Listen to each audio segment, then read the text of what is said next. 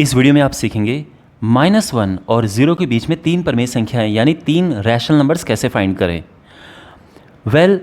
अगर आपको इसी तरह के और वीडियोस चाहिए कि किन्हीं दो संख्याओं के बीच में रैशनल नंबर कैसे फाइंड करें या परमेय संख्याएं कैसे फाइंड करें, तो डिस्क्रिप्शन बॉक्स में एक प्लेलिस्ट है, उसमें इस तरह के बहुत सारे क्वेश्चंस हैं, तो आपकी बहुत अच्छी प्रैक्टिस हो जाएगी।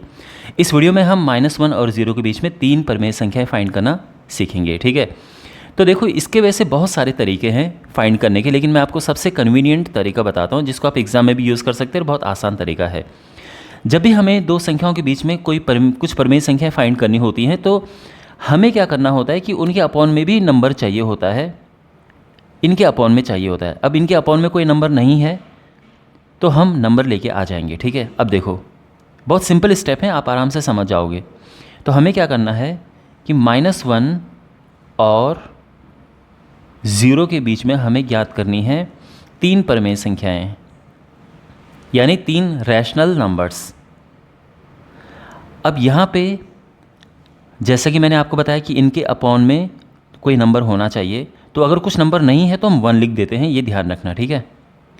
तो -1/1 और 0/1 इनके बीच में हमें फाइंड करने हैं तीन परमेय संख्याएं। अभी तक सब बात समझ आ रही है? अपॉन में नंबर चाहिए होता है हमें। अब क्योंकि नहीं था तो इसलिए हमने 1 1 लिख दिया है, क्योंकि आप जानते हैं कि किसी नंबर के अपॉन में 1 लिखें, जैसे अगर 2 है और मैंने 2 के अपॉन में 1 लिख दिया तो अभी भी 2 ही रहेगा, ये चेंज नहीं होगा, इसलिए अपॉन में 1 लिख दिया है। अब दूसरा स्टेप सबसे ज़्यादा इंपॉर्टेंट है, ये ध्यान दो। कितनी परमेय संख्या हमें याद करनी है? तीन परमेय संख्या याद करनी है। तो हम क्या करेंगे, ध्यान से सुनो।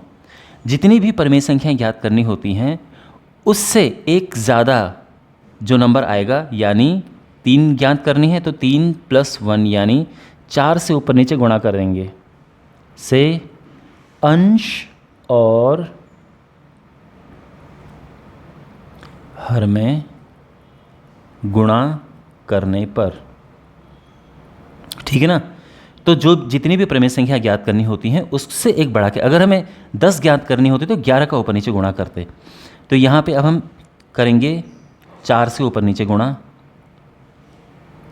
और दूसरी संख्या क्या है, 0/1 है ना, इसमें भी ऊपर नीचे 4 से गुणा करेंगे, और इनके बीच में हमें ज्ञात करनी है तीन परमेय संख्याएं।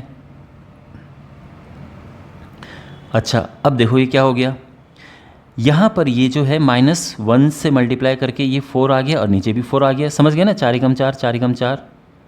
लेकिन यहाँ पे 0 से मल्टीप्लाई करके ये 0 आया, लेकिन नीचे 4 रहेगा, और इसके बीच में हमें ज्ञात करनी है तीन परमेय संख्याएं।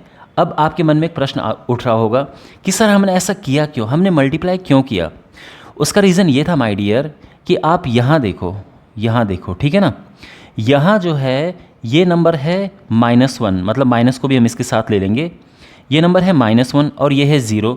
-1 और 0 के बीच में नंबर रखना बड़ा मुश्किल काम है। क्यों? क्योंकि इनके बीच में गैप नहीं है। -1 के तुरंत बाद 0 वैसे भी आता है। आप जानते हैं कि जो ये नंबर लाइन होती है, संख्या रेखा, इसमें ये है 0, ये 1 है, ये 2 है, ये 3 है, ये 4 है। पीछे जाएंगे तो ये -1 है, ये -2 है, ये -3 है, ये -4 है। तो यहाँ पे आप -1 और 0 देखेंगे तो इसके बीच में कोई गैप नहीं है, तो नंबर रखना बड़ा मुश्किल काम हो जाता है।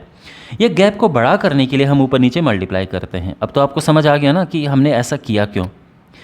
तो यहाँ पे 4 का मल्टीप्लाई किया, और अब देखो आराम से आप यहाँ पे इनके बीच में नंबर रख सकते हैं, क्योंकि ये है -4 और ये है 0, और यहाँ देखो ये -4 है और ये 0 है, और इनके बीच में आप आराम से ये नंबर रख सकते हैं।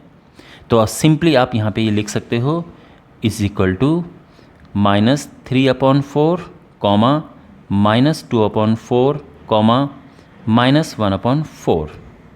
यहाँ पे जो कट रहा है उसे काट देते हैं, जैसे 2/4 है तो 2 × 2 2 दूनी 4, ये कट रहा था ना, इसको काट दिया, तो ये -3/4 -1/2 और -1/4, और ये हमारा आंसर आ गया है। अब एक बात ध्यान रखना, ऐसा नहीं है कि इसका यही आंसर हो सकता है, क्योंकि किन्हीं भी दो संख्याओं के बीच में अनंत परमेय संख्याएं होती हैं, तो इसके और भी आंसर हो सकते हैं।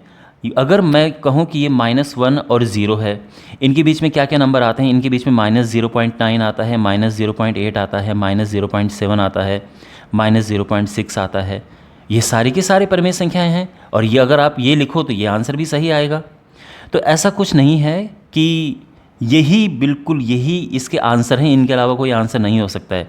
क्योंकि बहुत सारी बार क्या होता है कि स्टूडेंट्स अपने बुक के पीछे देखते हैं, वहाँ जिसने बुक बनाई है उन्होंने किसी और तरीके से सॉल्व किया होता है, वो कुछ और आंसर लिखते हैं और बच्चे कहते हैं कि सर ये तो आपने गलत कर दिया। लेकिन ऐसा नहीं है माय डियर। दो संख्याओं के बीच में अनंत परिमेय संख्याएं हो सकती हैं, ठीक है। तो ये आंसर एब्सोल्युटली करेक्ट है और आप इसको एग्ज़ाम में भी कर सकते हैं। ऑलराइट, तो मैं उम्मीद करता हूँ कि आपको समझ आया होगा। Thank you for watching.